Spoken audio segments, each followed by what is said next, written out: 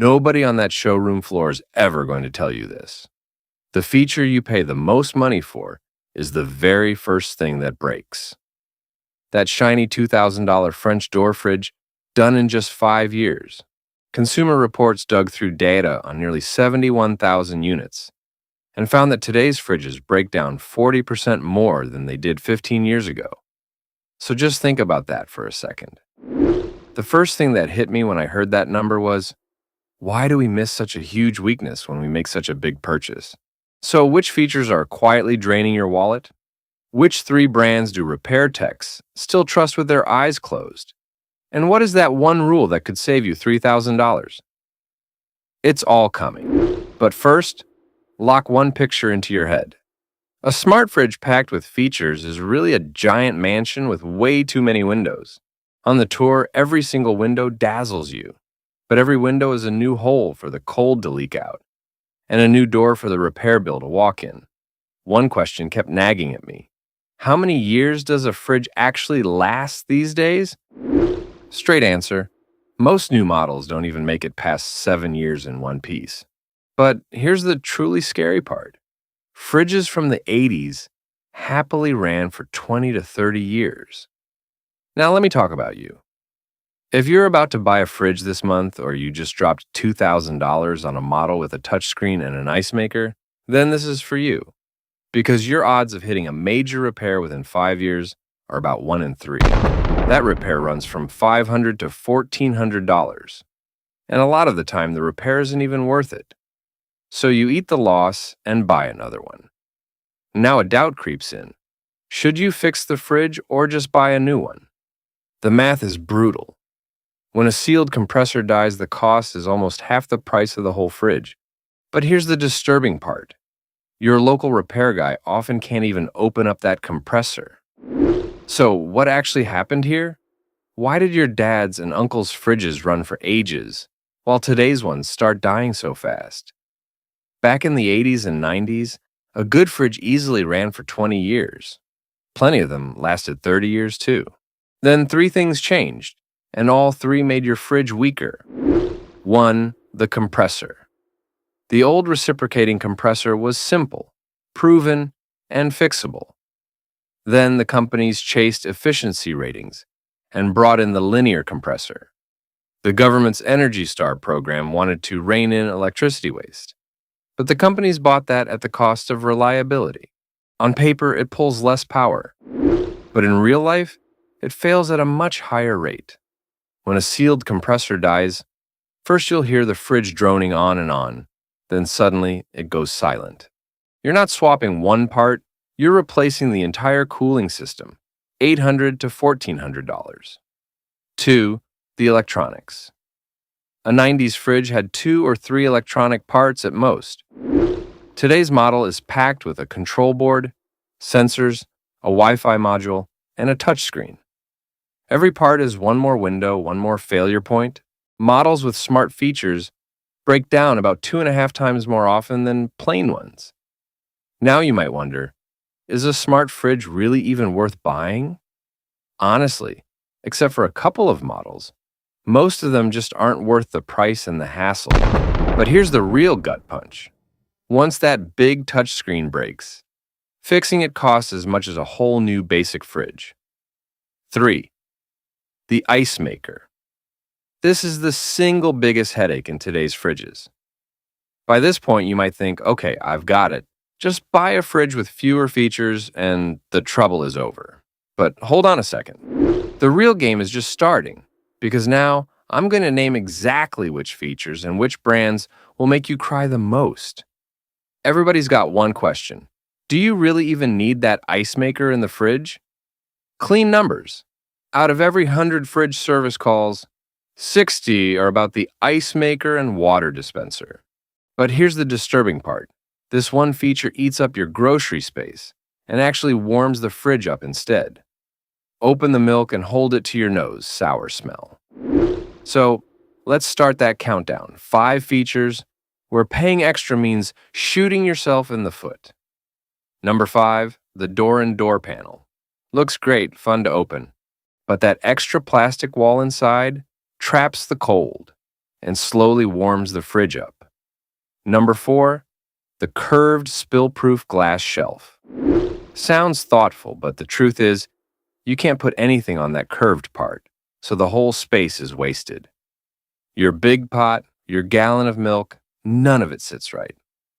Number 3, the in-body temperature zone drawer. The separate outside drawer works fine, but these zones inside the body often can't hold the cold properly. Number 2, the king-sized ice maker. This ice giant sitting across the top shelf steals your food space. Groceries or ice, if you make me choose, I'll pick groceries every single time. And number 1, the big touchscreen smart module. This is the biggest window of all, the priciest, and the first panel to go dark. On that black screen, all you see is your own reflection. Every feature is really one more window on that mansion. But the question is, which company slaps on the most windows and leaves the biggest cracks behind? Let's start with the brand whose name keeps landing in court, Samsung. The ice maker in their French door fridges has been in trouble for almost a decade, with ice buildup, leaks, and cracked buckets. A class action suit was filed in 2017, hung around for 6 years, and got dismissed in December of 2023. A Facebook group called Samsung Refrigerator Recall USA now has more than 107,000 members. A woman in Indianapolis said her $2,700 Samsung fridge didn't even last a year, and now it's sitting in her garage, completely dead. Yet Samsung still hasn't issued a single formal recall. Now LG. They sold the story of a quiet, durable linear compressor with a 20-year guarantee. Reality was the exact opposite. About 1.6 million fridges, built between 2014 and 2017, stopped cooling with no warning. The settlement landed anywhere from $50 up to $3,500. But here's the scariest part. In November of 2025, a fresh lawsuit showed up over the exact same compressor problem. And KitchenAid, priced from $2,500 to $4,000, yet about 28% of the models die within 5 years. So here's everybody's real question: which brand is actually trustworthy? Straight answer: the ones that still use the old plain compressor. But here's the disturbing part. In the showroom, the salesman quietly pushes these exact boring models out of your sight. So, which 3 boring but trustworthy fridges are we actually talking about? Number 3, Whirlpool. Especially their plain top freezer model. 4 out of 7 repair companies, including both J.D. Power and Yale Appliance, call it the most reliable one. Its 10-year failure rate is 12 to 16%, way below the industry average of 25%. The price runs $600 to $1,200, not flashy, not smart, just reliable. Number 2, Sub-Zero. Built in Wisconsin since 1945, with dual compressors, a lifetime parts guarantee, and it easily runs for 20 years. A $6,000 Sub-Zero works out to just $300 a year over 20 years. But here's the real thing. If a Sub-Zero part fails, fixing it averages close to $1,000 because the dual compressor system is complicated. On the flip side, 2 Samsungs replaced every 7 years come to $714 a year, and that's before the repair bills. And number 1, Bosch. 135 years of engineering, and in Yale Appliance's 2025 data, its service rate is just 12.5%. One of the lowest in the industry. It costs $1,500 to $2,500, about the same as a mid-range Samsung or LG, but it breaks down a fraction as much. Now, let me be honest with you. I can't promise these 3 will run the same in every home, because everybody's usage and wear is different. Still, one rule works for pretty much everyone. Here's the rule: skip the ice maker, check the compressor, and then count failure points, not features.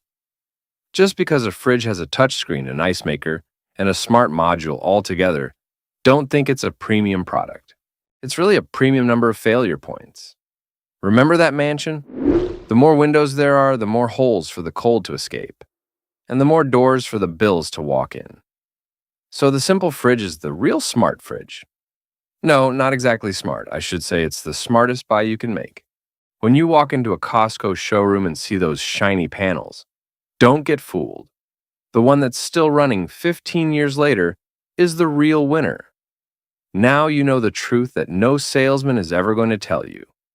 Walk into a showroom tomorrow morning and you're ahead of 5 ordinary buyers because you know how to count failure points. So tell me, which brand's fridge burned you and exactly how many years in did it die? And here's the real debate. Is dropping $10,000 on a Sub-Zero actually the smart move? Or is the $600 boring Whirlpool the true winner? Let the war begin in the comments.